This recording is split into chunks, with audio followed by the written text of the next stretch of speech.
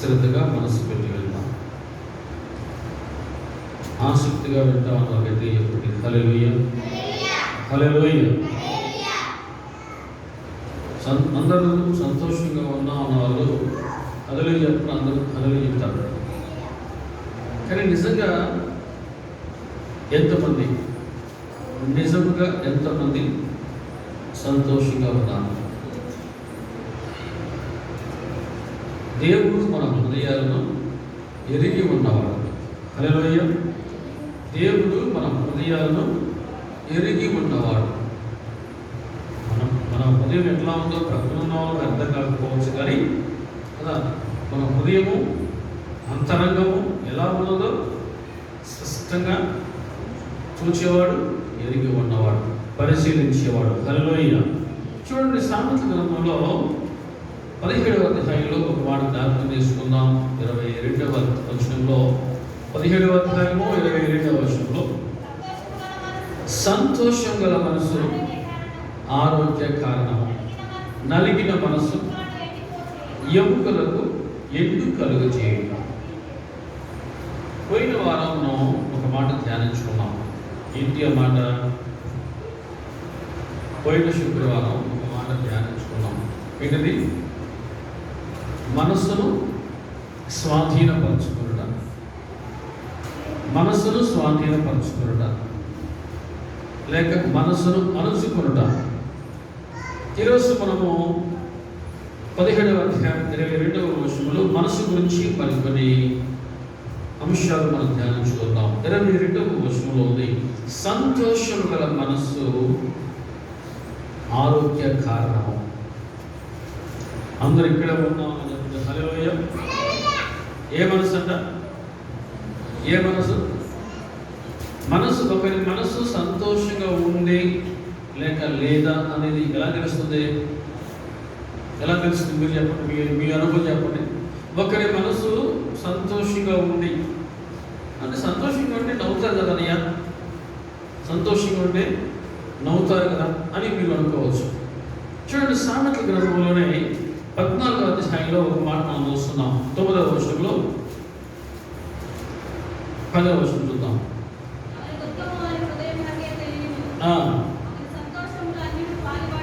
ఎవరి దుఃఖము వారికి తెలుసు. మీకు అర్థమైందా? అదేవిధంగా 11వ వచనం, ఒకడు నవ్వుతూ ఉండను, పైకి నవ్వుతూ ఉండొచ్చు కానీ హృదయంలో ఏముందన్న? దుఃఖం. ఒకడు పైకి నవ్వుతూ ఉంటాడు, అబ్బాయి నవ్వుతూ ఉన్నాడు, లేకపోతే అమ్మాయి చక్కగా సంతోషంగా ఉండలేదు, ఎందుకు? నవ్వుతూ ఉన్నాను కాబట్టి అని అనుకుంటూ ఉంటారు మన తోటి వారు. కానీ వాక్యం ఏమిటంటే, ఎవరి దుఃఖము వానికే తెలుసు. ఎవరి దుఃఖము వానికే తెలుసు. ఒకడు నవ్వుచూ ఉండినను అతని హృదయం ఏమడవచ్చట? దుఃఖం ఉండవచ్చును. దేవుని బిడ్డలారా, వాక్యం ఎప్పుడు కూడా తేటగా మనతో మాట్లాడుతూ ఉంటుంది. సంతోషం గల మనసు, ఇంగ్లీష్లో చిన్న కొటేషన్ ఉందంటే ఇదే మాట, లాఫింగ్ ఈజ్ ఏ మెడిసిన్. అంటే నవ్వు ఆరోగ్యానికి మంచిది. ఈ మనసు ఎప్పుడైతే సంతోషంగా ఉంటుందో అదే ఆరోగ్యం. ఎప్పుడైతే మనసు నలిగిపోతూ ఉంటుందో, ఎప్పుడైతే మనసు దుఃఖపడుతూ ఉంటుందో, ఆటోమేటిక్గా ఆరోగ్యం కూడా క్షీణించిపోతూ ఉంటుంది. ఎముకలు ఏమైపోతాయంట? ఎండిపోతాయి. ఎముకలు ఎండిపోతాయి. ఇప్పుడు దేవుని బిడ్డలారా, అందరి హృదయాలు, అందరి ఆలోచన ఒకే రకంగా ఉండవు. అందరి హృదయాలు, అందరి ఆలోచన ఒకే రకంగా ఉండవు. పురుగు ఒక బుద్ధి, జబ్బు ఒక రుచి అన్నారు కదా.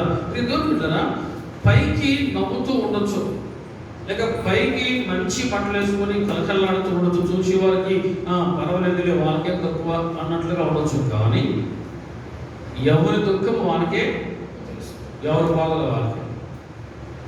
నవ్వుతూ ఉండొచ్చు కానీ అంతరంగంలో దుఃఖం ఉంది.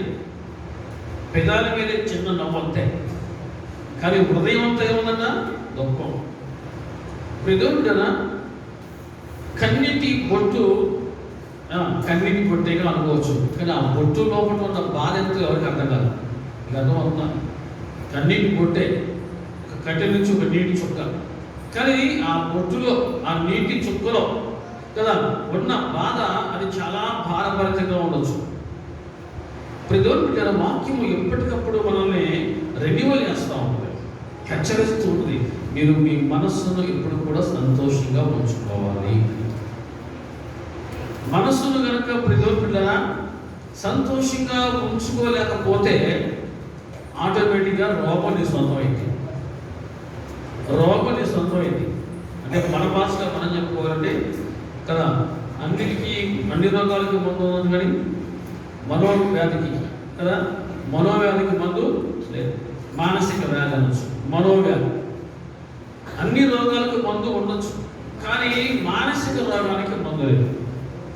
అంటే ఇప్పుడు కదా మనస్సు సంతోషంగా లేదు, మనస్సు సంతోషంగా లేకపోతే నువ్వు ఎంత ఖరీదైన మందులు వేసుకున్నా అది పనిచేయదు. ఎందుకంటే అది లోపల ఆ దుఃఖము అనేది బాగా పనిచేస్తూ ఉంటుంది. ఎముకలను ఎండిపోయేస్తూ ఉంటుంది, ఎండిపోతుంది ఎముకలు. పైకి పర్సనల్ చాలా స్ట్రక్చర్ చాలా ఇదిగా ఉండొచ్చు, కానీ లోపలంతా కూడా పోలేదు. వాళ్ళకైతే ప్రతి వాక్యం సెలవిస్తుంది, సంతోషం గల మనస్సు ఆరోగ్య కారణం. అంటే నీకు ఆరోగ్యం ఉండాలన్నా, ఆరోగ్యం నేను విడిచిపెట్టాలన్నా అది నీ చేతిలో ఉంది, అది నీ చేతిలో ఉంది. ఆరోగ్యం కావాలన్నా, ఆరోగ్యం నేను విడిచిపెట్టి పోవాలన్నా అది నీ చేతిలో ఉంది. కొన్ని విషయాలను బట్టి దేవుని వాక్యం ఎప్పటికప్పుడు మనల్ని రెన్యువల్ చేస్తూ ఉంటాం. మనస్సును సంతోషంగా ఉంచుకోవాలి అని.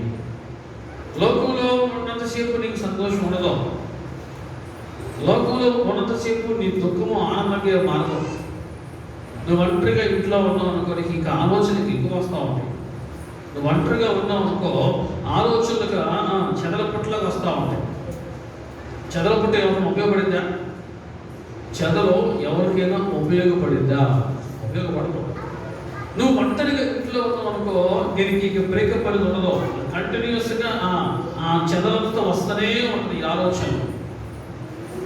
ఇప్పుడు ఇదివరకు బిడ్డరా, ఆ విధంగా నువ్వు ఒంటరిగా ఉండి తీవ్రంగా ఆలోచించి ఆరోగ్యాన్ని పాడు చేసుకునే కంటే కూడా మనసును సంతోషంగా ఎలా ఉంచుకోవాలి అనేది నువ్వు ఆలోచించాలి.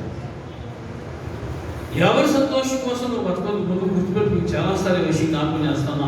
ఎవరి కోసమో ఎవరి సంతోషం కోసమో నువ్వు ఉండదు. ముందు నీ సంతోషం నువ్వు చూసుకో. ముందు నీ మనసును సంతోషంగా ఉంచుకోవడం నేర్చుకో. తర్వాత సెకండ్ స్టెప్ ఏదైనా సరే గుర్తుపెట్టి మాట. బహుశా మీకు స్వార్థం లేకపోతే ఈ పూట అని అనుకోవచ్చు, కానీ ముందు నీ మనస్సును నీవు సంతోషంగా ఉంచుకోవడం నేర్చుకో.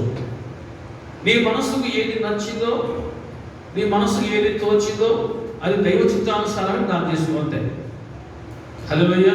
ఒకరి సంతోషం కోసం, ఒకరి మెప్పు కోసం ఎప్పుడు చేయదు. నీ మనసుకు నచ్చింది, నీ మనసుకు నచ్చింది, అది దేవుని చిత్తానుసారం అయితే ఖచ్చితంగా నువ్వు అడుగు ముందుకు పోయి అప్పుడు నీ మనసు ఇప్పుడు కూడా సంతోషంగా ఉంటుంది.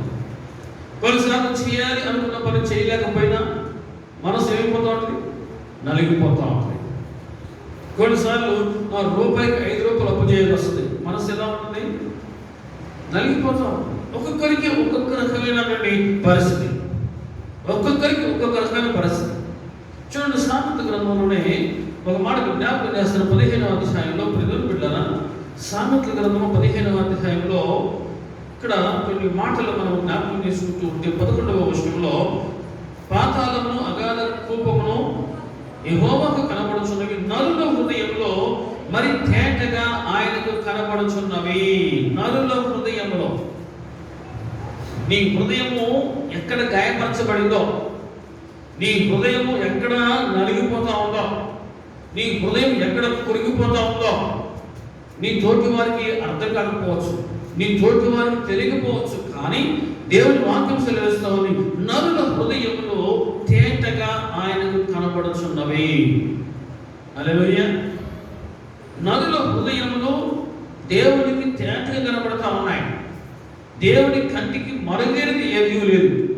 మనం దేవుని సన్నిధికి వస్తున్నాము అంటే మనం నమ్మిన దేవుడు పరమ వైద్యుడు. మన హృదయానికి లేక మనస్సుకు ఉన్న రోగం ఏదైతే ఉందో దాన్ని బాగు చేసుకుని మనం పోవాలి ఇక్కడ నుంచి.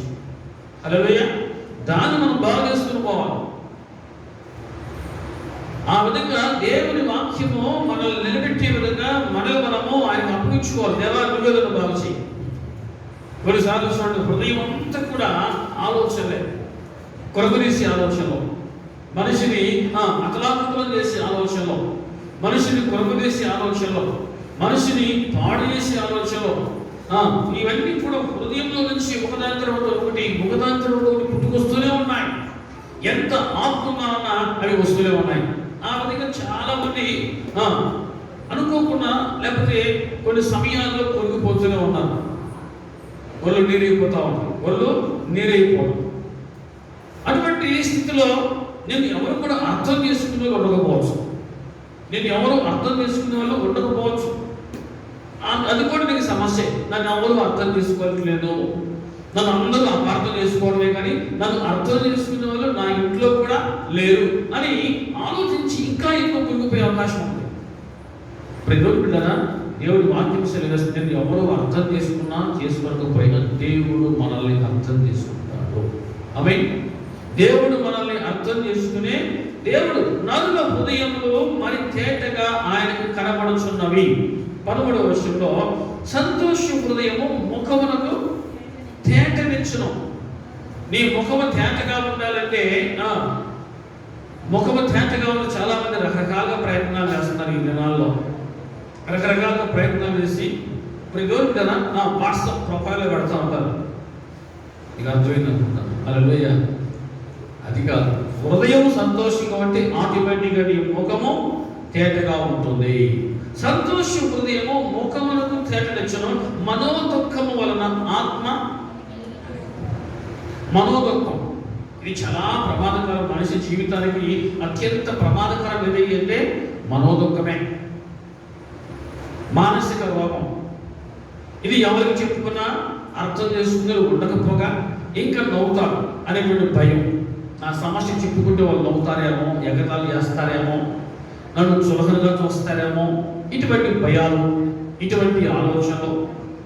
ప్రజలు వాక్యం సెలవిస్తున్న మనోదుఃఖము, మనోదుఃఖం వలన ఆత్మ ఏమైపోతుందా? నలిగిపోవడం. దేవుని సన్నిధికి వచ్చే బిడ్డలు ఆ మనోదుఃఖానికి మందు తీసుకుపోవాలి. గుర్తుపెట్టుకునే మాట, దేవుని సన్నిధికి వచ్చే బిడ్డలు మనోదుఃఖమును నివారించుకోవాలి. ఆ దుఃఖాన్ని ఆనందంగా మార్చుకునే స్థలం కూడా దేవుని మందిరమే. హల్లెలూయా. మనిషి వైపు చూసావో దుఃఖము నీకు దుఃఖంగా మిగిలిపోతుంది, కానీ దేవుని వైపు చూస్తే ఆ దుఃఖము ఆనందంగా మార్చబడనుగాక. ఆమేన్. దేవుని వాక్యం చాలా తేటగా మనతో మాట్లాడుతూ చూడండి. మనోదుఃఖము వలన ఆత్మ ఏమైందంట? నలిగిపోవును. ఆత్మ నలిగిపోవడం ఎందుకు తగ్గిపోతున్నారు? ఏంటి అబ్బాయి మనలో బాగా ఉండగా, లేకపోతే అమ్మాయి బాగా ఉండగా ఏంటి తగ్గిపోతుంది? ఏంటి? తిండి లేక కాదు, లేకపోతే ఉండడానికి ఇల్లు లేక కాదు. మరి ప్రాబ్లం ఏంటి? మనోదుఃఖం. అది లోపల పనిచేస్తూ ఉంటాయి. మనోదుఃఖం అనేది లోపల పనిచేస్తూ ఉంది. లోపల ఏదో జరిగిపోతున్నా అర్థం కావట్లా, ఏదో జరిగిపోతున్న అర్థం కావట్లా.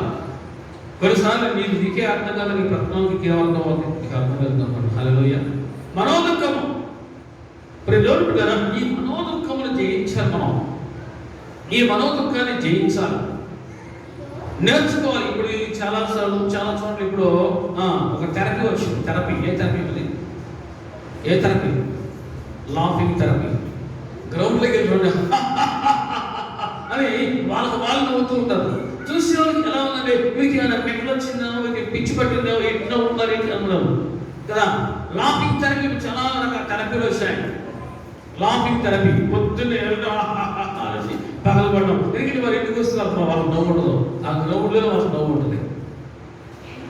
ఇప్పుడు దేవుని బిడ్డలారా, దేవుని వాక్యం ఎప్పుడు కూడా మనల్ని రెన్యువల్ చేస్తూ మన జీవితం ఎలా ఉండాలో మనకు నేర్పిస్తూ ఉంటుంది. నేర్చుకున్న వాళ్ళు ధన్యులు అవుతారు. విని విడిచిపెట్టే లేకపోతే ధన్యులు కాదు. నేర్చుకోవాలి. ప్రాక్టీస్ మేక్స్ మెన్ పర్ఫెక్ట్ అని ఉంది. దేవుని సన్నిధిలో మనము ఉజ్జీవంతో నింపబడాలి, ఆనందంతో నింపబడాలి. అది మనం నేర్చుకుంటూ ఉంటే అది మనకు అలవాటైంది, అర్థమైంది. దేవుని వాక్యం సెలవిస్తున్న మనోదుఃఖం వలన ఆత్మ నలిగిపోతుంది. తిండి లేక వారు తగ్గిపోవడం కాదు, లోపల మనోదుఖం, మనోవ్యాధి. మన భాషలో మనం ఏమంటాం? మనోవ్యాధి. చెప్పుకోలేని తీరని దుఃఖం. ఒక వెలితి ఉన్నా దుఃఖమే, లేకపోతే ఒక బాధ ఉన్నా దుఃఖమే, కురుగుబాటుతనం. ఈ విధంగా ఒక్కొక్కరు ఒక్కొక్క రకంగా ఈ దినాల్లో లోపట మనోదుఖాన్ని కలిగిన వారు ఉన్నారు. చేతుల్లో ఉండొచ్చు, జేబులో డబ్బు ఉండొచ్చు, కానీ లోపల మాత్రం ఏం లేదు, సంతోషం లేదు. ఏదో కాసేపే, ఏదో పబ్బుకి వెళ్ళినా, లేదా ఒక హోటల్కి వెళ్ళినా, లేదా ఏదైనా పార్క్కి వెళ్ళినా కాసేపే ఆ సంతోషం. ఇంటికి వస్తే మీరు కదా రాజా కదా ప్రజ, లోపల ఉండేది లోపల పనిచేస్తూనే ఉంటుంది. ఎక్కడికి వెళ్ళినా కొన్నిసార్లు ఈ తలంపులు మనల్ని వేధిస్తూనే ఉంటాయి. ఏదైతే మన హృదయంలో మనం భోగిస్తున్న తలంపులు, ఆ తలంపులు లోపల పనిచేస్తూనే ఉంటాయి. ఆ తలంపులు లోపల ఉన్నంత కాలము నువ్వు మానసికంగా కొరిగిపోతూనే ఉంటావు. వాటిని జయించుదుగాక. ఆమె వాటిని జయించాలి. దేవుని వాక్యం ఎప్పుడు కూడా మనకు అదే కనిపిస్తుంది. 15వ అధ్యాయంలో మనోదుఖము వలన ఆత్మ నలిగిపోవడం, బుద్ధిమంతుని మనస్సు అది నేర్చుకోవాలి. హల్లెలూయా. ఎవరి మనసు అనేది? జ్ఞానం వెతికేది ఎవరన్నా? బుద్ధిమంతుని మనస్సు జ్ఞానము వెతుకును. 15వ వచనంలో బాధపడు వారి దినములను శ్రమకరములు, సంతోషం హృదయానికి నిత్యము విందు కలగడు. గంజి నీళ్ళు తాగిన సంతోషం ఉంటాడు, పూరింట్లో ఉన్న సంతోషంగా. అంటే సంతోషంగా ఉండటం నేర్చుకోవాలి. కొంతమందికి ఎంత ఉన్నా ఏముండదు, తృప్తి ఉండదు. తృప్తి లేకపోవడం కూడా అదొక రకాల బాధే. ఇంకా కావాలి అన్నట్లుగా జరగలాగా ఉండేవాళ్ళు వారు కూడా ఆనందానికి దూరం అయిపోతారు, సంతోషానికి దూరం అవుతారు. గుర్తుపెట్టుకోవాలి. సంతోష హృదయానికి నిత్యము విందు కలుగును. మనం నేర్చుకోవాలి. నిత్యము సంతోషంగా ఉండాలి, నిత్యము ఆనందంగా ఉండాలి. ఇది అందరికీ సాధ్యమయ్యేది కాదు, కానీ దేవుని వాక్యాన్ని లోతుగా పరిశీలించి ఆ వాక్య ప్రకారంగా నడుచుకునే వారికి సాధ్యమైంది. సంతోష హృదయునికి నిత్యము విందు కలుగును. 16వ వచనంలో నెమ్మది లేకుండా, ఏమి లేకుండా, మనసుకు నెమ్మది లేకుండా, మనసుకు సంతోషం లేకుండా, విస్తారమైన ధనము ఉన్నా ఉపయోగం లేదు. గుర్తుపెట్టుకో. మనసుకు సంతోషం లేకుండా, మనసుకు ఆనందం లేకుండా, విస్తారమైన ధనం ఉన్నా సరే నీకు ఉపయోగం ఉండదు. విస్తారమైన ధనము ఉండట కంటే యెహోవా యందు భయభక్తులతో కూడా కొంచెము కలిగి ఉండట మేలు. కొంచెము దేవుని యందు భయభక్తులకి కొంచెం కలిగి ఉంచాలి. అందులో నీకు తృప్తి ఉంటుంది. తృప్తిని వెతకాలి. తృప్తిని పాడు చేసుకునే విధంగా, ఆనందాన్ని పాడు చేసుకునే విధంగా ఉండకూడదు, కానీ తృప్తిని పొందుకునే విధంగా మన మనస్సును ఎప్పటికప్పుడు దృఢపరచుకోవాలి వాక్యానుసారంగా. కొన్నిసార్లు అనుకోకుండా మన ద్వారా మనకే దుఃఖం కలగచ్చు, కొన్నిసార్లు ఇతరుల ద్వారా కూడా దుఃఖం కలగచ్చు, కొన్నిసార్లు పరిస్థితుల ప్రభావం. ఇట్లా ఏదో రూపంలో ప్రతి మనిషి కూడా దుఃఖానికి పాత్రుడు అవుతున్నారు, కానీ దుఃఖాన్ని జయించే స్థితి మాత్రం మనిషికి లేదు. పడుకొని ఆడవడం, తిండి లేకుండా కదా, తిండి మానేసి ఇదే ఆలోచనతో ఉండడం. ఈ మనోదుఖము ప్రతి కుటుంబాన్ని వెంటాడుతూ ఉంది. దేవుని వాక్యం సెలవిస్తూ ఉంది. ఈ మనోదుఖాన్ని మనం జయించాలి. ఈ మనోదుఖం మనం జయించాలి. ఎప్పటికప్పుడు మన మనస్సును మనము సంతోషమైన చేసుకుని అది మన చేతిలో ఉంది. దుఃఖంగా మార్చుకోవాలి, మన చేతిలో ఉంది. గుర్తుపెట్టుకోండి. దేవుని కంటే ఎక్కువగా నువ్వు దేవుని ప్రేమించిన, దేవుని కంటే ఎక్కువగా నువ్వు దేవుని ప్రేమించిన, ఎక్కువగా ఎవరిని ప్రేమించిన తర్వాత నీకు మిగిలిన దుఃఖంగా వచ్చామో ఫస్ట్ ప్లేస్ దేవునికే ఇవ్వండి. ఆ సంతోషము అది నీకు దూరం కాదు. మనిషి దుఃఖ పెట్టవచ్చు, మనిషి గాయపరచవచ్చు, మనిషి ఏడిపించవచ్చు, కానీ దేవుడు ఎప్పుడు కూడా దుఃఖ పెట్టేవాడు కాదు. దేవుడికి నువ్వు ప్రథమ స్థానం ఇవ్వు. అపోస్తలుడైన పౌలు చెరసాలలో ఉండి బందీగా బంధించబడిన స్థితిలో ఉండి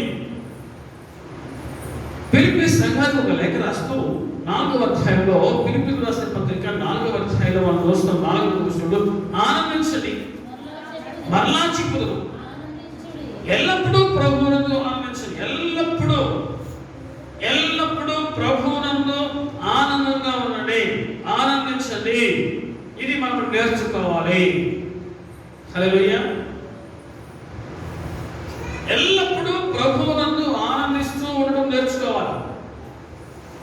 ప్రార్థన అదే ఇది అంటే కుదరదు. నేర్చుకో. నువ్వు దేని రీతి అభ్యసనం చేస్తావో అది నీకు ఖచ్చితంగా వంటపట్టింది. అభ్యసనం చేయి, ప్రాక్టీస్ చేయి. ఎల్లప్పుడూ చూడండి, అపొస్తలుడైన పౌలు చెరసాలలో ఉండి, బంధించబడిన స్థితిలో ఉండి, కొరడాతో కొట్టబడిన స్థితిలో, ఒళ్ళంతా కూడా పచ్చి పుండుగా ఉన్న ఆ స్థితిలో ఉండి కూడా ఏమన్నాడు? ఎల్లప్పుడూ ప్రభువునందు ఆనందించండి అంటాడు. హల్లెలూయా. ఎల్లప్పుడూ ప్రభువునందు ఆనందించడం, rejoice in the lord always అంటాడు. అంటే ఎప్పుడు కూడా దేవునిలో ఆనందించడం మనం నేర్చుకోవాలి. లోకం వైపు చూసావో నీకు దుఃఖమే మిగిలింది, గుర్తుపెట్టుకోండి. దేవుని కంటే ఎక్కువగా నువ్వు ఎవరిని ప్రేమించినా తర్వాత నీకు దుఃఖమే మిగిలింది. దేవుని కంటే ఎక్కువగా నువ్వు ఎవరిని ప్రేమించినా, ఎవరి గురించి నువ్వు ఆలోచించినా తర్వాత నీకు దుఃఖమే మిగిలింది. ఫస్ట్ నువ్వు దేవునికే ప్రథమ స్థానం ఇవ్వాలి. హల్లెలూయా. ఎందుకంటే ఇప్పుడున్న కాలము ఎంత భయంకరమైందంటే, ఎవరి ఇంటి వారు వారికి ఏమవుతారట? విరోధులయ్యే కాలం. ఎవరి ఇంటి వారు వారికే విరోధులు, ఎవరి ఇంటి వారు వారికే శత్రువులయ్యే కాలం. ఇది ప్రవచనం నెరవేర్పు జరుగుతా ఉంది. ఇప్పుడు ప్రవచనం నెరవేర్పుది. పెద్ద కుటుంబాలు, చిన్న కుటుంబాలు చీలిపోతాయి, పాడైపోతాయి. వాక్యము హెచ్చరిస్తా ఉంది. పెద్ద కుటుంబాలు పాడైపోతాయి, చిన్న కుటుంబాలు చీలిపోతాయి అని దేవుడు ఎప్పుడో చెప్పాడు. ఆ కాలంలో మనం ఉన్నాం. ఇప్పుడు నెరవేరుతా ఉంది. ఎవరి ఇంటి వారు వారికే శత్రువులు, విరోధులయ్యే కాలం ఇది. దేవుని బిడ్డలారా, దేవునిలో ఎప్పుడు కూడా మనం నిలిచి ఉండడం నేర్చుకోవాలి. దేవుడిని మనము మొదటి స్థానం వచ్చి ఆయననే ప్రేమించేవారుగా ఉంటే ఆయన ఎప్పుడూ మనల్ని గాయపరిచేవాడుగా ఉండడు. మనిషిని మనం ప్రేమించిన, మనిషిని మనము అతిగా చేరవేసిన, అతిగా మన మనిషి గురించి ఆలోచించిన తర్వాత నీకు మిగిలేది మాత్రము దుఃఖము. సంతోషంగా ఉన్న మనసు దుఃఖాక్రాంతంగా మారచ్చు. కానీ దేవుడి ఎందుకు వస్తే దుఃఖాక్రాంతంగా ఉన్న నీ మనసును సంతోషంగా మనసుగా మార్చేవాడు ఆయన. అది మనము దేవుడికి అప్పగించుకోవాలి. గాయపడే నీ మనసు ఏదైతే ఉందో, దుఃఖపడిన నీ హృదయం ఏదైతే ఉందో, అది దేవుని చేతిలో పెడితే దానిని ఆనందంగా సంతోషంగా మార్చే దేవుడు ఆయన. నీ మనోవ్యాధికి మందించే దేవుడు ఆయన. ఆమేన్. దేవుని సన్నిధిలో మనం ఎప్పుడు కూడా సంతోషించడం, ఆనందించడం మనం నేర్చుకోవాలి. దేవుని సన్నిధిలో లోకంలోకి వెళ్తే మరి యథారాజ్యం తదా ప్రశాంతంగా ఉంటుంది. దేవుని వాక్యం సెలవిస్తుంది, ఈ కాలంలో ఎవరి ఇంటి వారు వారే, ఎవరికి వారే విరోధులుగా ఉంది. చివరికి ఇటువంటి పరిస్థితులు అంటే ముందు ఎవరికి వారే గాయం చేసుకోవడం, ఎవరికి వారే గాయం చేసుకోవడం, అటువంటి భయంకరమైన పరిస్థితులు ముందు రాబోతా ఉన్నాయి. ఎవరికి వారే గాయం చేసుకోవడం, ఎవరికి వారే అంటే అటువంటి విపత్కరమైన కాలము మన ముందు రాబోతా ఉన్నాయి. దేవుని వాక్యం ఎప్పటికప్పుడు మనల్ని హెచ్చరిస్తూనే ఉంటుంది. వాక్యము సెలవిస్తూ సంతోషం గల మనసు ఆరోగ్య కారణం. దేవుడు నీకు ఇచ్చిన అతి శ్రేష్టమైన వాటిలో ఒకటి ఆరోగ్యం. ఆరోగ్యం అతి శ్రేష్టమైన వాటిలో ఒకటి ఆరోగ్యం. ఆరోగ్యవంతమైన దేహం, దేవుడు నీకు ఇచ్చిన దేహము ఆరోగ్యవంతమైనది. అందుకు నువ్వు నిత్యము దేవుడికి కృతజ్ఞతాస్తులు చెల్లించు. దేవుడు ఒక చక్కటి ఆరోగ్యవంతమైన దేహాన్ని ఇచ్చావు, చక్కటి ఆరోగ్యవంతమైన ఈ దేహాన్ని ఇచ్చావని దేవునికి నువ్వు నీ దేహాన్ని బట్టి నువ్వు కృతజ్ఞతాస్తులు చెల్లిస్తూ ఉండు. ఆ విధంగా దేవునికి సమీపంగా నువ్వు రావాలి. దేవుడు నీకు ఇచ్చిన ఆరోగ్యాన్ని బట్టి దేవునికి నువ్వు ఎంతైనా రుణపడి ఉండాలి. ఆరోగ్య విలువ చాలా గొప్ప. ఆరోగ్యమే మహాభాగ్యం ఉన్నారు. హల్లెలూయా. ఈ మహాభాగ్యం నీకు ఉండాలంటే నీ మనస్సును ఎప్పుడు కూడా సంతోషంగా ఉంచుకో. నీకు అందరి దాని మీద మనసు పెట్టుకోకు, దొరకని దాని మీద మనసు పెట్టుకో. అందరి దాని మీద దొరకని దాని మీద మనసు పెట్టావో చివరికి నీకు మిగిలిన దుఃఖమే. హల్లెలూయా. అందరి వాటి మీద మనస్సు పెట్టడంతో, దూరమైపోయినదాన్ని పోగుతుందని మనసు పెట్టడంతో, ఒకవేళ ఆ విధంగా దాని గురించి మనము ఆలోచిస్తూ దాని మీదే మనసు పెడుతుంటే చివరికి మనసు దుఃఖక్రాంతలు నలిగిపోతూనే ఉంటుంది. దేవుని వాక్యం ఎప్పటికప్పుడు మనల్ని హెచ్చరిస్తూ ఉంటుంది, మనసును సంతోషంగా ఉంచుకో. నలిగిన మనసు, రెండు రకాల మనసు, ఒకటి సంతోషంగా మనసు, రెండోది నలిగిన మనసు. మనసు నలిగిపోవటం, మనసు నలిగిపోయిందో ఆటోమేటిక్ మనిషి చితికిపోతాడు. మనసు నలిగిపోతే మనిషి చితికిపోవడమే. ఇక మనిషికి ప్రపంచం అంతా తిరిగొచ్చినా సరే ఇక ఆరోగ్యం దొరకదు. కాబట్టి ఎప్పటికప్పుడు ఆరోగ్యం పోవాలన్నా, ఆరోగ్యం ఉండాలన్నా అది మీ చేతుల్లో ఉంది అని వాక్యం హెచ్చరిస్తాము. వాక్యం మనం మేలుకొని ఎప్పటికప్పుడు మనల్ని మేలుకొలుపుతూ ఉంటుంది. ఇదిగో మనస్సును ఎప్పటికప్పుడు సంతోషంగా ఉంచుకోండి అని. మరి అయ్యా మరి మనసు సంతోషంగా ఉండాలంటే మనం ఏం చేయాలి? కొత్త చీర కట్టుకుని సంతోషమా, లేదా కొత్త ఇల్లు కట్టుకుని సంతోషమా, కొత్త కారు కొనుక్కుంటే సంతోషమా? ఏది చేస్తే మనసు సంతోషంగా ఉంటుంది అని మనకి ఒక ప్రశ్న రావచ్చేమో. ఇవన్నీ కూడా తాత్కాలికమే. ఇవన్నీ కూడా తాత్కాలికం. ఇప్పుడు మనం కట్టుకున్న చీర కావచ్చు, వేసుకున్న బట్టలు కావచ్చు, కొద్ది రోజులకి మార్చిపోతాయి, చీకిపోతాయి, పాడైపోతాయి. ఏదైనా సరే అంతే. ఇవన్నీ కూడా తాత్కాలికం. అయితే వాక్యం సెలవిస్తాం. చూడండి, యెషయా గ్రంథంలో ఒక మాట మనం చూస్తున్నాం. 26వ అధ్యాయంలో 3వ వచనం ఒక మాట చూస్తున్నాం. యెషయా గ్రంథం 26:3లో ఉంది. ఎవరి మనస్సు నీ మీద ఆనుకొనునో,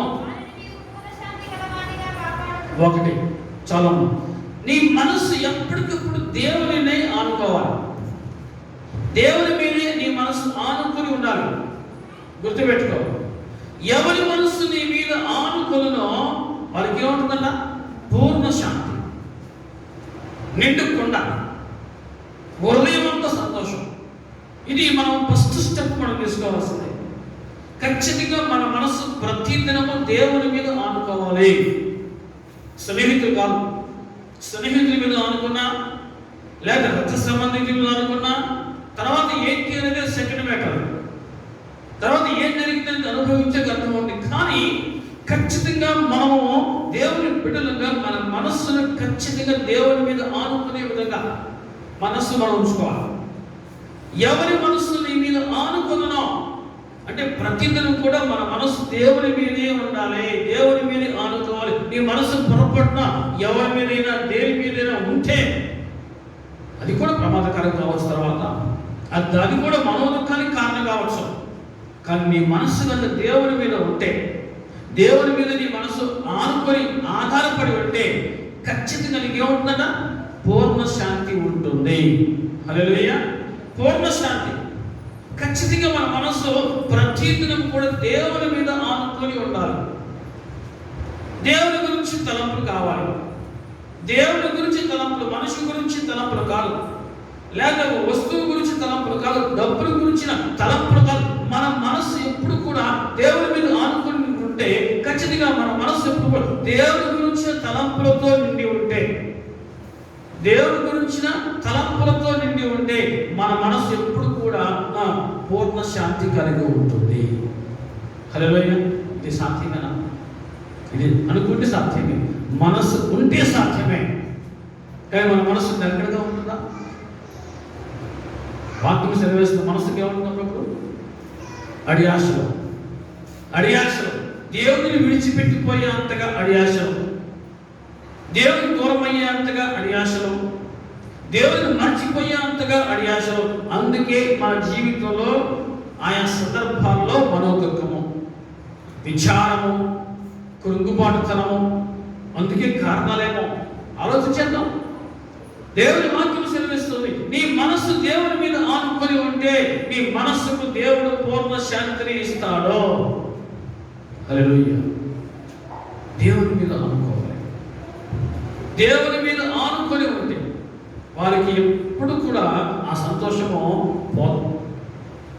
వారు సంతోషానికి, ఆనందానికి వారసులుగా ఉంటారు. హల్లెలూయా! సంతోషానికి, ఆనందానికి వారసులుగా ఉంటారు.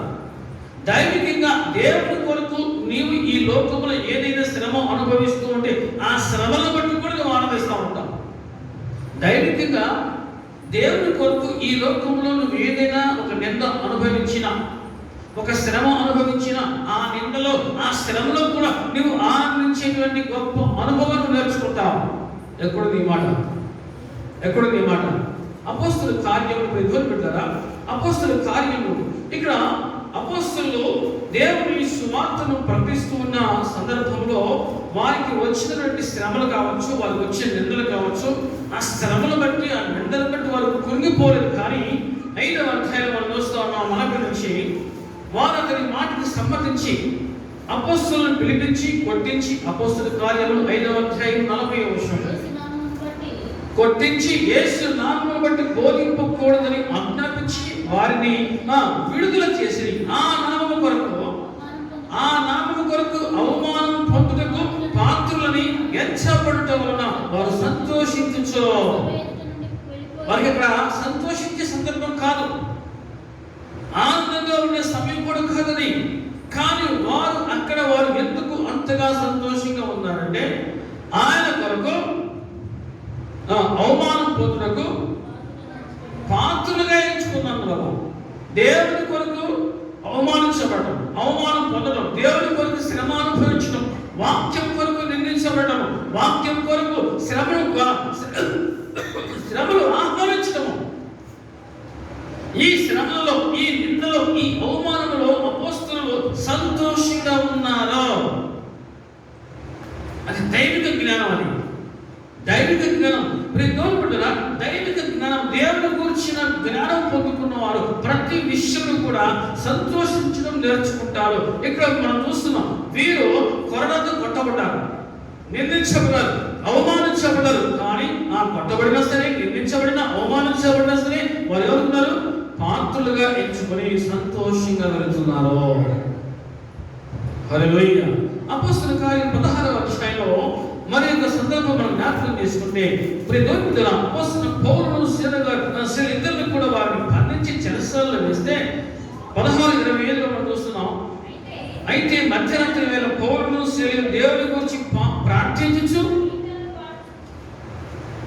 చూడండి, వారికి ఒళ్ళంతా కూడా కొర్ర దెబ్బలే. 22 చూస్తే మనకు అర్థమవుతుంది. న్యాయాధిపతులను వారి వస్త్రములు లాగివేసి వారిని బెత్తములతో కొట్టవలను ఆజ్ఞాపించి వారు చాలా దెబ్బలు కొట్టి వారిని చెరసాలలో వేసి భద్రముగా, అసలు ఏం తప్పదేశం, ఎందుకు వరుకుతారు అనేటువంటి బాధ కంటే, ఆ మనో దుఃఖం కంటే కూడా వారు మేము దేవుని కొరకు శ్రమ అనుభవిస్తున్నాం అని సంతోషంతో మధ్యరాత్రి వేళ వదిలేస్తారు, పాటలు పాడి దేవుడిని కీర్తిస్తూ ఉన్నారు, ప్రార్థిస్తూ ఉన్నారు.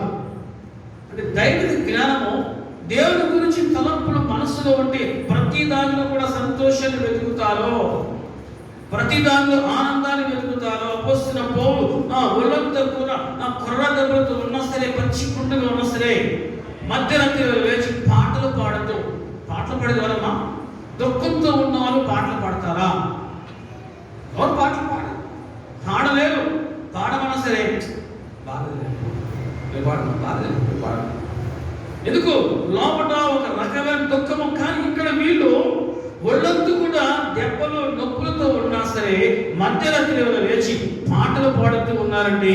వారిలో ఏముంది? సంతోషం ఉంది. అది మన చేతిలో ఉంది. సంతోషంగా మార్చుకోవడం మన చేతిలో ఉంది, దుఃఖంగా మార్చుకోవడం మన చేతిలో ఉంది. నలిగిన మనసు ఎముకలు ఏం చేస్తుందా? ఎండిపోయి. ఎముకలు ఎండిపోతే దేహానికి పటుత్వం లేదుగా.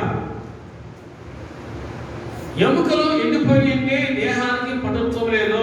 ఒకదానితో ఒకటి మానసిక రుగ్మతలు బయలుదేరుతాయి. అంటే మానసిక రుగ్మతలు వాక్యం దేవుడికి నిర్దిస్తుంది. మన మనస్సు ఎప్పుడు కూడా దేవుని మీదే ఆనుకొని ఉండాలి. లోకం వైపు చూసిందో, లోకం పరిగెత్తిందో, ఖచ్చితంగా లోకం మనసును పట్టుకుంటేనే మనసును నలిపేస్తుంది. గుర్తుపెట్టుకో, మనసును పట్టుకుంటుంది లోకము, మనసును నలిపేస్తుంది, నలగొట్టింది, మనోదుఃఖం బయలుదేరింది. దేవుడి వాక్యం ఎప్పటికప్పుడు మనతో మాట్లాడుతూ ఉంటుంది. చూడు, ద్వితీయోపదేశ కాలంలో మనం ఇంకా ఏం చేస్తే బాగుంటుంది అనేది మనం జ్ఞాపకం చేసుకుందాం. 4వ అధ్యాయంలో 4వ వచనంలో మీ దేవుడిని యెహోవాను హత్తుకొనిన మీరందరూ నేటి వరకు సజీవులై ఉన్నారు. ఒకటి, మన మనస్సు దేవుని ఆనుకొని ఉండాలి, దేవుని మీద ఆనుకొని ఉండాలి. రెండవది, దేవుని హత్తుకొని ఉండాలి, ఇక విడిచిపెట్టకూడదు. ఒక చిన్న బిడ్డ ఏ విధంగా తల్లి ఒడిలో ఉంటాడో, ఏ విధంగా చక్కగా ఆడుకుంటూ ఉంటాడో, ఆ విధంగా దేవుని బిడ్డలు ఎప్పుడు కూడా దేవుని హత్తుకొని దేవుని ఒడిలో ఉన్నట్లుగా మనం ఉండాలి. ఒక తల్లి ఒడిలో బిడ్డ ఉన్నట్లుగా దేవుని ఒడిలో మనం ఉండాలి, దేవుని హత్తుకొని ఉండాలంట. ఎలా ఉండాలి? హత్తుకొని. ఈ అనుభవాలు మనకు కావాలి. దేవుడిని హత్తుకొని ఉంటాడు. విడిచిపెట్టామో అది మనకే ప్రమాదం. కోడి పిల్లలు తల్లి రెక్కల క్రింద ఏ విధంగా ఉంటాయో, పసిబిడ్డలు ఏ విధంగా తల్లి ఒడిలో ఉంటారో, దేవుని పిల్లలు ఎప్పుడు కూడా దేవుని హత్తుకొని ఉంటే ఖచ్చితంగా వారి మనసు ఎప్పుడు సంతోషంగా ఉంటుంది, ఎప్పుడు సంతోషంగా ఉంటుంది. పాపం చేసేవాడికి సంతోషం ఉండదు, గుర్తుపెట్టుకునే మాట. తప్పు చేసేవాడికి ఎప్పటికీ సంతోషం ఉండదు. 10 మందికి తెలియకపోయినా లోపల మాత్రం అది పొడుస్తూనే ఉంటుంది. పాపం లోపల ఉన్నవాడు ఎప్పటికీ సంతోషంగా ఉండలేడు. పాపం ఉన్న చోట ఆనందం ఉండదు. అది తాత్కాలికమే, కొంతసేపు ఆనందం, తర్వాత వచ్చే ఫలితం చాలా చేదుగా ఉంటుంది, కటువుగా ఉంటుంది. ముందు తీయగా ఉండొచ్చేమో, కానీ తర్వాత మాత్రం ఫైనల్ రిజల్ట్ చాలా చేదుగా ఉండొచ్చు. పాపం ఉన్న చోట సంతోషానికి ప్లేస్ లేదు. కానీ దేవుడు ఎక్కడైతే ఉంటాడో అక్కడే ఉంటుంది సంతోషం. మన దేవునికి ఉన్న పేరులో ఒక పేరు సమాధానకర్త. ఎవరినైనా సమాధానకర్త. సమాధానకర్తను మనము హత్తుకొని ఉండాలి. హల్లెలూయా. సమాధానకర్తను మనం హత్తుకొని ఉండాలి. అప్పుడు ఎప్పటికీ కూడా మనసు సంతోషంగా ఉంటుంది. సమాధానకర్తను హత్తుకొని ఉంటే వాక్యం సెలవిస్తుంది, నేటి వరకు మీరు సజీవులు, దేవుని లెక్కలో బ్రతుకునే లెక్క. ప్రకటన గ్రంథంలో 3వ అధ్యాయం ఒక మాట ఉంటుంది, జీవించుచున్నా అన్న పేరు మాత్రం నీకు ఉన్నది కానీ. అంటే ఎవరు వీళ్ళు? దేవుని హత్తుకునే వారు. దేవుని హత్తుకునే వారు దేవుని లెక్కలో సజీవులుగా ఉంటారు, సంతోషభరితులై ఉంటారు. హల్లెలూయా. దేవుని హత్తుకునే అనుభవం మనకు కావాలి. ఆయన ఒడిలో జీవించి అనుభవం మనం నేర్చుకోవాలి. ఆయన మీద మన మనసు ఆనుకునే విధంగా మనం నేర్చుకోవాలి. అటువంటి అనుభవాలు కూడా మనం నడిస్తే దేవుడు మనకు ఇచ్చినటువంటి ఆ సంతోషాన్ని, ఆ ఆనందాన్ని ఎవరు దొంగిలించలేదు. హల్లెలూయా. యేసు ప్రభువు ఒక చక్కటి ఉపమానం చెప్పాడు. ఆత్మీయంగా ఎందుకు ఎదగలేకపోతున్నారు? ఆత్మీయంగా ఈ దినాల్లో ఎదగలేకపోతున్న కారణంలో ఒక బలమైన కారణం తెలుసా? మత్తయి సువార్తలో 13వ అధ్యాయం మనం చూస్తా ఉన్నాం. మత్తయి సువార్త 13వ అధ్యాయంలో యేసు ప్రభువు వారు మాట్లాడిన మాటనండి 21 నుంచి చూద్దాం. 13:21లో, అయితే అతనిలో వేరు లేనందున అతను కొంతకాలం నిలిచను కానీ వాక్యము నిమిత్తము శ్రమ అయినను హింస అయినను కలుగగానే అభ్యంతరపడను. 22వ వచనం, ముండ్ల పొదలలో విత్తబడిన వాడు వాక్యము వినువాడే గాని ఏ విచారం అంట? ఐహిక విచారమును ధనమోసమును వాక్యమును అణచివేయును గనుక వాడు నిష్ఫలుడవును. చాలా ఆత్మీయంగా ఎదగలేడు, ఆత్మీయంగా ఫలించలేడు, నిష్ఫలుడుగా ఉంటాడు. ఎవరు? ముండ్ల పొదల్లో విత్తబడ్డాడు. ఈ ముండ్ల పొదలు దేనికి సాదృశ్యం అన్నాడు? ఐహిక విచారం, ధనం మోసం. ఇప్పుడు ఎవరిని చూసినా సరే నాకు ఏ విచారం లేదు అని చెప్పుకునే మానవుడు భూమి మీద ఉన్నాడా? మంచి పొజిషన్లో ఉండొచ్చు, లోకరీతిగా మంచి స్థితిమంతుడు, శ్రీమంతుడిగా ఉండొచ్చు, ఐశ్వర్యవంతుడిగా ఉండొచ్చు, మంచి పలుకుబడి కలిగిన వాడిగా ఉండొచ్చు, పదవిలో ఉండొచ్చు. కానీ వారికి ఏ ఐహిక విచారం లేదు అని చెప్పుకోవడానికి ఎవరైనా ఉన్నారా అంటే ఉండరు. దేవుడి వాక్యం సెలవిస్తుంది, ముండ్ల పొదల్లో విత్తబడిన వాడు ఎవరైనా ఐహిక విచారము, ధనమోసం. ఈ ఐహిక విచారము ఎవరైతే కలిగి ఉంటారో వారు సరిగా ప్రార్థన కూడా చేయలేరు. గుర్తుపెట్టుకే మాట. ఐహిక విచారం ఉన్నవారు సరిగా ప్రార్థన కూడా చేయలేరు. పడుకున్న అదే ఆలోచన, కూర్చున్న అదే ఆలోచన, తింటూ ఉన్న అదే ఆలోచన. ఐహిక విచారం ఇది మనిషిని చాలా మటుకు కొనవేస్తా పాతాలతో లేకపోతా ఉంటుంది. ఇక మరలా నేను లేవలేను అనే స్థాయికి, ఇక నేను కోలుకోలేను అనే స్థాయికి అది లేకపోతూ ఉంటుంది. ఏంటది? ఐహిక విచారం. యేసు ప్రభువు అన్నారు, ఇదిగో ఈ ఐహిక విచారము ధనమోసం ఉన్నవారు వారు నిష్ఫలుడుగా ఉంటారు, వారు ఫలించని వారుగా ఉంటారు. వారు ఆత్మీయంగా ఎదగలేరు, ఆత్మీయంగా ఫలించలేరు. దేవుని బిడ్డలుగా మనం ఎప్పుడు కూడా 30 100 మనం ఫలించాలి. ఇదే మాట మనం చూసి 23వ వచనంలో, మంచి నేల మెత్తబడిన వాడైతే వాక్యం విని గ్రహించువాడు అట్టి వాడు సంపన్నులై ఒకడు 100 ఒకడు 60 ఒకడు 30 ఫలించును. ఐహిక విచారం ఉన్నవాడు ఎప్పటికీ ఫలించలేడు. చర్చికి బైబిల్ తీసుకుని రావడమే లోకానికి కనబడింది, కానీ అతని మనసంతా ఏముంది? ఐహిక విచారం. చర్చికి బైబిల్ తీసుకుని రావడమే లోకానికి కనబడింది. ఏంటి? ప్రార్థనకి వెళ్తున్నాయ్యా, ఏంటి నీకు ఈ బాధలేంటి, ఈ శ్రమలేంటి అనేది లోకానికే కనబడింది, కానీ లోపల అంతరంగంలో ఐహిక విచారం ఎవరికి కనబడదు. ఐహిక విచారం నీ అంతరంగంలో ఎక్కడ పనిచేస్తామో అది ముండ్ల తుప్ప అని గుర్తుపెట్టుకొని వెంటనే దాన్ని బయటికి తీసుకోవాలి. అది ముండ్ల తుప్ప.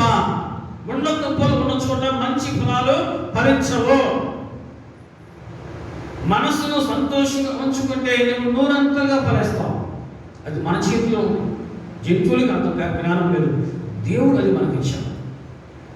ఐహిక విచారము ధనమోసం. ఇప్పుడు చివరి దినాల్లో మనిషి దేని కోసం పరిగెడుతున్నాడు? నిద్రహారమని. ధనము అనుకున్నంత లాభం రాకపోతే అదొక బాధ, అనుకున్నంత ఆహారం రాక అదొక బాధ, అనుకున్నంత వచ్చినా ఇంకా కావాలి అనే ఆలోచన అదొక రకమైన బాధ. ఏదో ఒక రకంగా మనిషి మాత్రం బాధలకే అప్పచెప్పుకుంటున్నాడు మనసుని. వచ్చినా చాలు అనుకునేవారు లేరు, రాకపోతే రాలేదు అనుకుంటారు, కానీ వచ్చినా చాలు అనుకునే వారు చాలా తక్కువ మంది. దేవుని వాక్యం సెలవిస్తోంది, ఈ దినాలలో మనుషులు బాగా పనిచేసేవి ఏంటంటే ఐహిక విచారము, ధనమోసము. ఆ విధంగా మనిషి నలిగిపోవటం, రోగగ్రస్తులు అవటం, రోగానికి తను అప్పగించుకుంటున్నాడు. దేవుడైతే నీకు ఆరోగ్యం ఇచ్చాడు, మంచి ఆరోగ్యవంతుల దేహాన్ని ఇచ్చాడు, చక్కటి కుటుంబాలు ఇచ్చాడు. అది నీవు నీ చేతుల నీవే సంతోషాన్ని దుఃఖమయంగా మార్చుకుంటే ఎవరేం చేయలేరు. నీ కుటుంబాన్ని నీవు సంతోషమని చేసుకోవాలి. నీ మనస్సు నీవు ఎప్పుడు కూడా సంతోషంగా ఉంచుకోవాలి. లోకరీతిగా మనస్సు సంతోషంగా ఉంచుకోవడం కాదు, కానీ దైవికంగా వాక్యానుసారంగా ఎవరైతే మనస్సును సంతోషంగా ఉంచుకుంటారో వారు తండ్రిలో అవుతారో. మనస్సును దేవుని మీద ఆనుకోండి, ఆ విధంగా దేవుని మీద ఆధారపడటం చూసుకోండి. ఆ ప్రతిదినం దేవుని మత్తుకొని జీవించడం, ఇవి కనుక మనం చేస్తే ప్రేమికులరా ఎప్పటికీ మనసు మరియు సంతోషంగా ఉంటుంది. ప్రతిదానిలో కూడా సంతోషాన్ని వెతుకుతాం. మనసు ఉంటే మార్గం ఉంది అంటారు కదా, కానీ చాలా మంది మార్గాలు మాత్రం కనుగొనలేదు. అపోస్తలుడైన పౌలు ఒక మాట చక్కటి ఎగ్జాంపుల్ చూపించాడు. చూడండి, కొరింథీయులకు రాసినటువంటి మొదటి పత్రికలో 10వ అధ్యాయం మనం చూస్తున్న 13వ వచనంలో 10-13లో సాధారణంగా మనుషులు కలుగు శోధన తప్ప మరి ఏది మీకు సంభవింపలేదో దేవుడు నమ్మదగిన వాడు, మీరు సహింపగలిగినంత కంటే ఎక్కువగా ఆయన మిమ్మల్ని శోధింపబడనీయడు. అంతేకాదు సహింపగలుగుటకు ఆయన శోధనతో కూడా తప్పించుకుని మార్గమును, అంటే మనసు అంటే ఏమండి? మార్గం. అది జ్ఞానవంతులు బుద్ధిమంతులు మాత్రమే ఆ మార్గాన్ని కనుగొంటారు. మూర్ఖులు ఆ మార్గాన్ని కనుగొనలేకపోగా దేవుడి మీద రాయిస్తున్నారు. దేవుడు ఏం చేసిండు మాకు? దేవుడు మేము చూడాల, మమ్మల్ని పట్టించుకోవట్లా, చిన్న చూపు చూశాడు. దేవుడు నీకు అన్ని అవకాశాలు ఇచ్చాడు. మనసు ఉంటే మార్గం ఉంది అన్నట్లుగా మనం చూస్తున్నాం. తప్పించుకున్న మార్గమును కూడా దేవుడే కలుగేస్తాడు. ఆ మార్గము నువ్వు మనస్సు పెట్టి వెతికితే నువ్వు కనుగొంటావు. ఆ విధంగా ప్రియులారా మన మనసును సంతోషంగా ఉంచుకునే విధంగా మనం చూద్దాం. చివరిగా ఒక మాట మనం జ్ఞాపకం చేసుకుని ముగించుకుందాం. సామెతల కీర్తన గ్రంథంలో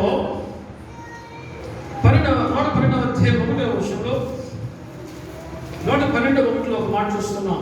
యెహోవాను స్తుతించుడి, యెహోవా యందు భయభక్తులు గలవాడు ఆయన ఆజ్ఞలను బట్టి అధికంగా ఆనందించేవాడు. దేనిని బట్టి ఆనందించాలన్న? ఆయన ఆజ్ఞలను బట్టి అధికంగా ఆనందించేవాడు ధన్యుడు. అంటే మనము ఎప్పటికప్పుడు ఆజ్ఞల మార్గంలో ఉంటే మనము దేవుడు మనకి ఇచ్చిన సంతోషాన్ని మనం పాడు చేసుకోలేము. దేవుడు మనకి ఇచ్చిన సంతోషాన్ని మన హృదయంలో బదలంగా దాచిపెట్టుకుంటాం. ఎప్పుడు ఆయన ఆజ్ఞల మార్గంలో మనం ఉన్నప్పుడు. ఆజ్ఞలను విడిచి తిరుగువారు శాపగ్రస్తులు అని వాక్యం సెలవిస్తాం. ఆజ్ఞలను విడిచి తిరుగువారు, ఆజ్ఞను అతిక్రమించువారు వారు సంతోషంగా అవుతారు. కానీ ఆజ్ఞల మార్గంలో ఉంటే, ఆజ్ఞలను బట్టి అధికంగా ఆనందిస్తూ ఉంటే వారు ధన్యులు అవుతారు. దేవుని వాక్యం అదే మనకు నేర్పిస్తుంది. ఎప్పటికప్పుడు మనం ఆత్మీయ జీవితాన్ని ఆత్మీయ కోణంలో మనం పరిశీలన చేసుకోవాలి. దేవుని దృష్టిలో మన భక్తి మెచ్చుకోదగినదిగా ఉండాలి. మనుషులు కాదు, మనుషుల దృష్టిలో ఎంతసేపు ప్రార్థన చేస్తారు, ఎంతసేపు పాటలు పాడతారు, ఎంత చక్కగా ఇవి కాదు. దేవుడు మెచ్చుకునే విధంగా మన భక్తి ఉండాలి. ఇక్కడ వాక్యం సెలవిస్తుంది, ఆయన ఆజ్ఞలు బట్టి అధికముగా ఆనందించేవాడు ధన్యుడు. యెహోవాను స్తుతించు. స్తుతించును. ప్రార్థిస్తే పాపం చేయరు. గుర్తుపెట్టుకో, ప్రార్థిస్తే పాపం చేయరు. ప్రార్థిస్తే నువ్వు పాపాన్ని జయిస్తావు. ప్రార్థన లేదు కాబట్టి నువ్వు పాపమనే ఊపిలో కూలిపోయే అవకాశం ఉంటుంది. ప్రార్థన ఉంటే నీ కుటుంబం ఎప్పుడు కూడా సురక్షితంగా క్రీస్తు అనే బండ మీద కట్టబడుతూ ఉంటుంది. ఆ విధంగా నీ కుటుంబం క్రీస్తు అనే బండ మీద కట్టబడును గాక. అట్టి కృప దేవుడు మనందరూ దయచేయును గాక. ప్రార్థన చేసుకుందాం. ప్రార్థన చేసుకుందాం. సంతోషం గల మనస్సు ఆరోగ్యం కాదు, నలిగిన మనస్సు ఎముకలు నిండిపోచి. ఈరోజు నీవు నీ మనసును సంతోషంగా ఉంచుకోవాలన్నది నీ చేతిలో ఉంది. నలిగిపోవాలన్నా అది నీ చేతిలో ఉంది. నిజంగా నీవు నీ మనస్సును దేవుని మీద ఆనుకునే విధంగా చూసుకుంటే, నీ మనస్సును ఆ విధంగా దేవుని మీద ఆధారపడే విధంగా చూస్తే, దేవుని అతుకునేవాడు మీద ఉంటే ఖచ్చితంగా నీ మనసు సంతోషంగా ఉంటుంది. ఆయన ఆజ్ఞలు బట్టి నువ్వు అధికంగా ఆనందిస్తూ ఉంటే నీ మనస్సు సంతోషంగా ఉంటుంది. ఆజ్ఞల మార్గం విడిచి నువ్వు అటు ఇటు పరిగెడుతూ ఉంటే అప్పుడు నీకు దుఃఖము సమీపంగా వస్తుంది. దేవుని వాక్యం హెచ్చరిస్తూ ఉంది, ఎవరి మనసు వారి మీద ఆనుకున్నదో వానికి పూర్ణ శాంతి ఉంటుంది. మనం నమ్మిన దేవుడు సమాధానకర్త. మన హృదయాల్లో దేవుడు సమాధానం నింపునుగాక. ప్రార్థన చేసుకుందాం. మహాపరిశుద్ధుడా, మహిమగల తండ్రి, మా గొప్ప దేవ, నీ మితిలేని ప్రేమను బట్టి నీ వందనాలు చెల్లిస్తూ మనసును సంతోషంగా ఉంచుకోవాలి మా చేతిలో ఉందని మీరు తెలియజేస్తూ వచ్చారు. మనసు నలిగిపోవడం అది మా చేతిలో ఉంది. ఎవరి మనసు నలిగిపోవనో అతనికి ఎముకలు నిండిపోతాయని వాక్యం హెచ్చరిస్తాం. దేవా, మీ లేఖనాల ద్వారా మీరు మాతో మాట్లాడిన ప్రతి మాటను బట్టి మీకు వందనాలు చెల్లిస్తాం. వెచ్చబడిన ఈ మాటను దేవా నీ బిడ్డల హృదయాలను ఫలించి ప్రతి బిడ్డకు సంతోషంగా మనస్సు దేవా నీ కృప చొప్పున దయచేయండి. యేసుక్రీస్తు నామములో ప్రార్థించి సమస్తంలో అడిగి పొంది ఉన్నాము తండ్రి.